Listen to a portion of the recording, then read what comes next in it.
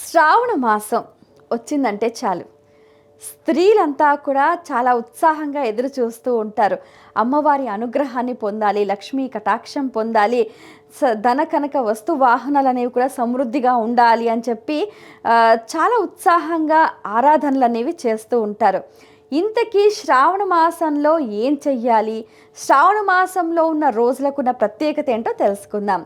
శ్రావణ మాసంలో మనకు శ్రావణ సోమవారాలు అంటే మనకు రకరకాల శాఖల వాళ్ళు ఉంటారనమాట.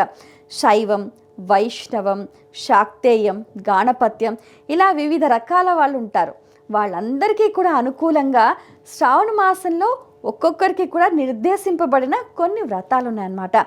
అయితే శ్రావణ సోమవారాలు చాలామంది కూడా ఏంటంటే శ్రావణ సోమవారాలు అంటే శ్రావణ మాసంలో వచ్చే అన్ని సోమవారాలు కూడా పగలంతా ఉపవాసం ఉండి సాయం సంధ్యా సమయాన శివారాధన చేసి అతిథులకు వీలవుతే దానం చేసి వాళ్ళు భుజించటం అనేది ఒక సంప్రదాయం.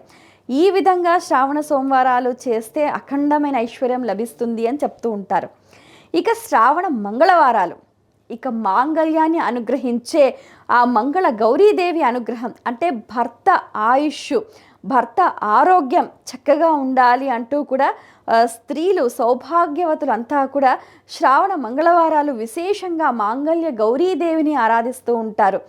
ఆ విధంగా వాళ్ళు ఉపవాసం ఉండటం, వ్రతం చేయటము, అలాగే కాటుక పట్టడము, ముత్తైదువులకు దానం చేసుకోవటము, వారి ఆశీర్వచనం పొందటం అనేవి చేస్తూ ఉంటారు. ఇక శ్రావణ శుక్రవారాలు సాక్షాత్తు శ్రీ మహాలక్ష్మీదేవే చారుమతి కలలో వచ్చి చెప్పింది, పౌర్ణమికి ముందుగా వచ్చే శుక్రవారం ఎవరైతే నన్ను పూజిస్తారో వారింట ధన కనక వస్తు వాహన ఇలా అఖండ ఐశ్వర్యాలు కూడా అందిస్తాను అని చెప్పింది. కాబట్టి ఆ రీతిన అందరూ కూడా లక్ష్మీదేవి కటాక్షం కోసం అందరూ విశేషంగా వరమహాలక్ష్మి పూజలు చేస్తూ ఉంటారు.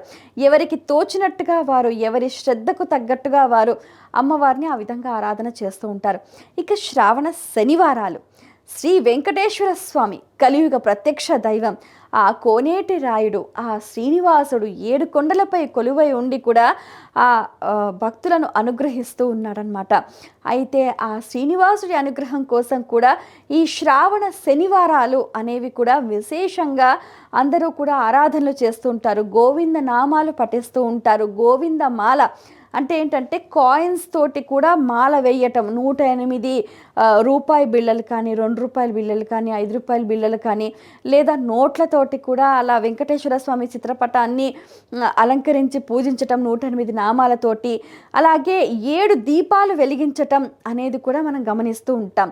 శ్రావణ శనివారాలు వెంకటేశ్వర స్వామి చిత్రపటం ముందు 7 దీపాలు వెలిగించటం వల్ల 7 జన్మల పాపాలు పోతాయని, ఏలినాటి శని పోతుందని, అర్ధాష్టమ శని దూరం అవుతుందని చెప్పి, శని బాధలు దూరం అయిపోతాయని చెప్పి కూడా చెప్తూ ఉంటారు.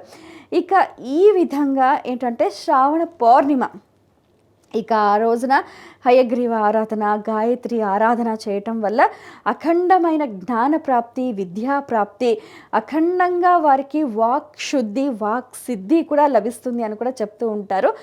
ఆ విధంగా మనకు చూసుకుంటే శ్రావణ మాసం మొత్తం దాదాపుగా అన్ని రోజులు ప్రతిరోజు కూడా ఒక్కొక్క పండుగ అనేది ఉందన్నమాట.